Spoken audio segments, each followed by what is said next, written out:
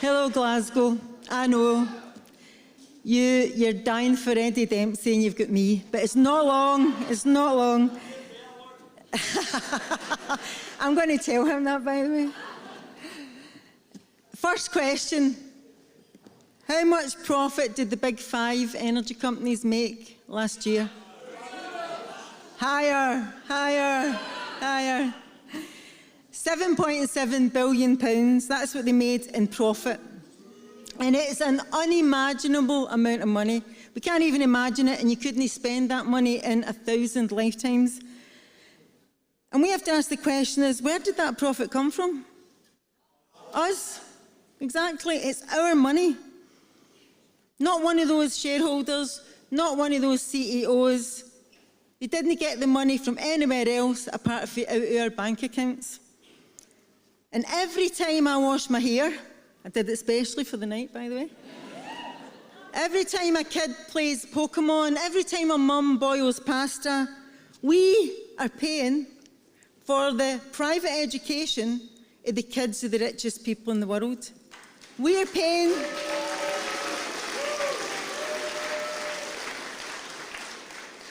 from the tenements of Glasgow, and I live in one. We're paying for the Michelin star chefs and the luxury yachts of the richest people in the world. And yet there are families in this city who are scared to turn on the oven. That's the inequality and the injustice that we're dealing with. Now, living in a damp, cold house is the most miserable thing in the world. I grew up in the East End. Annie, wasn't she brilliant? And I grew up in Berlanach as well. I wonder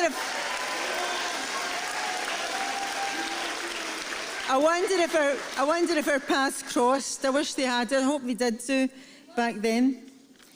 But it's horrible. We had no heating. There was no heating in the tenements in those days. There was a coal fire in the living room. And we regularly, me and my sister, woke up with ice inside the window. Now, we had good times and it was good fun and I had a big family. I don't want you to get the violin out, okay? But that's how we lived. And when my dad at one point was quite seriously ill, and my mum was like that, no, we are not living like this. It's not happening. And she got somebody to fix our meter. And what a difference. We had the fan heaters on, we had hot water, we could have a bath.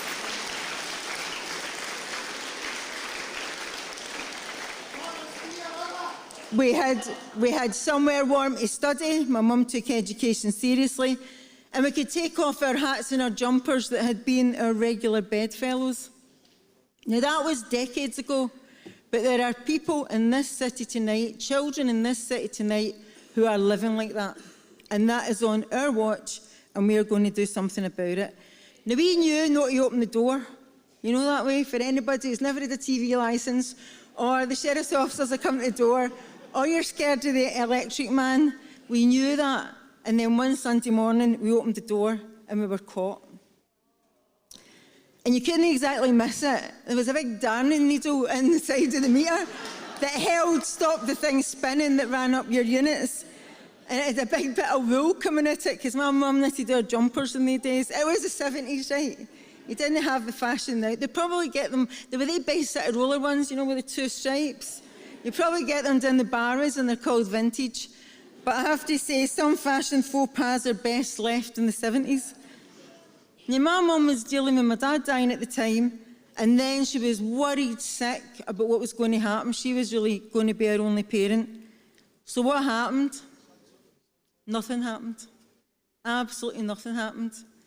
She was worried for months, and then it just went away. And to this day, I am grateful to that electricity man who took that act of solidarity for our family.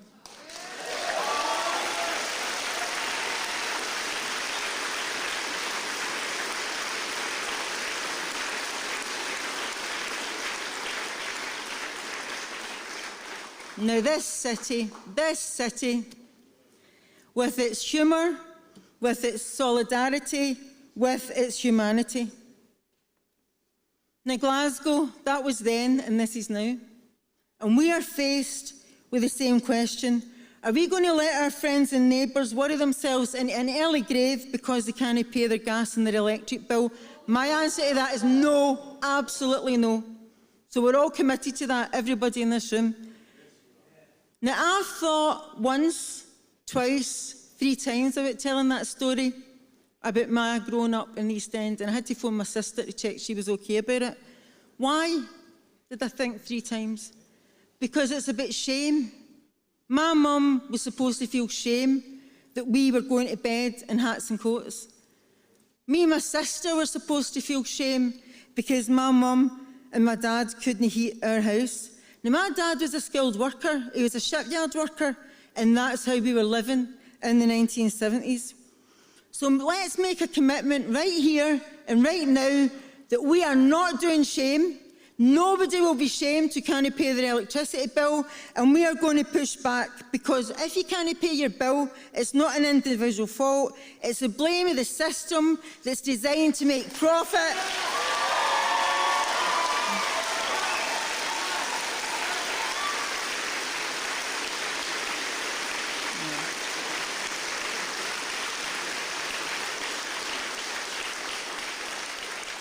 And that's a political decision. And our class has done enough shame, no more. So Power to the People was launched about 12 weeks ago. We've got to know each other really well over that time, I have to say. And we've got 3 demands. Price freeze on October the 1st. We want an end to prepayment meters, an end to fees. And by the way, the rise is no 80%. It's 180% from April to October. 180%. And we're not having it. Within days, we organised protests initially. Within a week of the Scottish Power protest, the Labour, the Lib Dems, the SNP, the Greens, Scottish Power Oval all came out in favour of a price freeze on October the 1st. Now, that's a result, and I'm not going to minimise that. But there's been plenty of noises, but we haven't got that implemented, and we've not been told that's a commitment. So we will be organising a mass protest on the 1st of October to ensure that we send our message in Glasgow. We are giving the energy companies and we are giving the Tory government a warning. Once, twice, this will be our 3rd time. If you do not implement a price freeze on the 1st of October, we will be considering other tactics. Now, I hear Liz Truss models herself on Thatcher. Well, she would do well to read a little bit of history, because it was in this very city just over 30 years ago that the first anti-poll tax demonstration took place.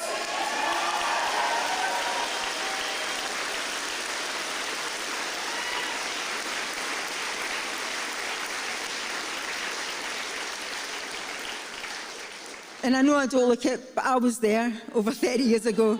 And not only was I there, I was an organiser. I was the organiser of that demonstration.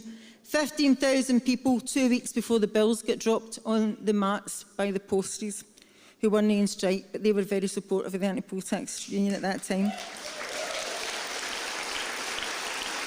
Now, we didn't know, I didn't know as an organiser of that, and neither did anybody else, whether it would work. But I'll tell you what, the working class of Scotland stood up. 1 million people didn't pay and they broke the law, and 18 million people in England broke the law and didn't pay. And as they say, from that demonstration, the rest is history, and we brought down Margaret Thatcher. So Liz Truss,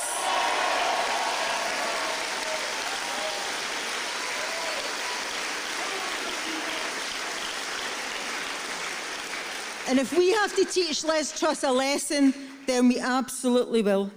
Now, the Power to the People campaign, I better get faster, we're going to organise after October the 1st, regardless of whether or not we get a price freeze. We're going to organise those who can't pay already. We know it's not enough to get that. We're going to organise those who've decided not to pay, and we're going to organise everybody who stands in solidarity with those people. So we would like you to join our campaign. Tonight we've launched our website, Power to the People, pttp.org.uk. That's pttp.org.uk. Hope our website doesn't crash because of such demand.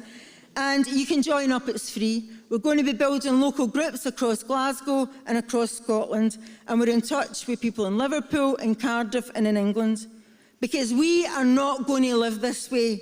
We deserve to have a decent life. Now, why are we doing this? We want to get our energy bills lowered, of course. We want people not to worry.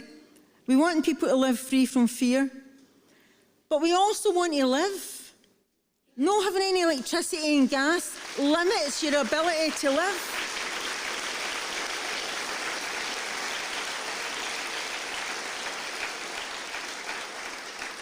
We want to have our pals round, and we want to cook nice food, and we want cold wine. We want the lights to be on in winter when it's dark for like nearly 24 hours a day, so that we can read about other worlds and engage in other ideas with our brothers and sisters across the world. We want students to have warm bedrooms so they can study, they can learn, they can have the knowledge that then they can, and a new generation can put to good use to create a better society. I want the wee boy next door to be able to play his clarinet on a full belly, but not after 9 o'clock at night.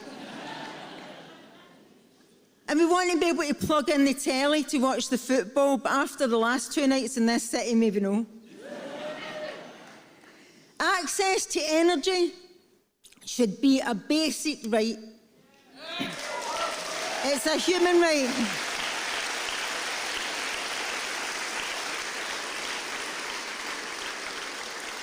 And not 1 kilowatt should be owned privately.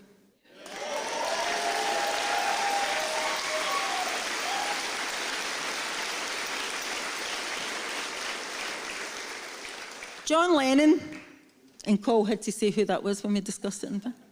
John Lennon wrote Power to the People. He was inspired by the UCS, the Upper Clyde shipbuilding, working in this city 50 years ago.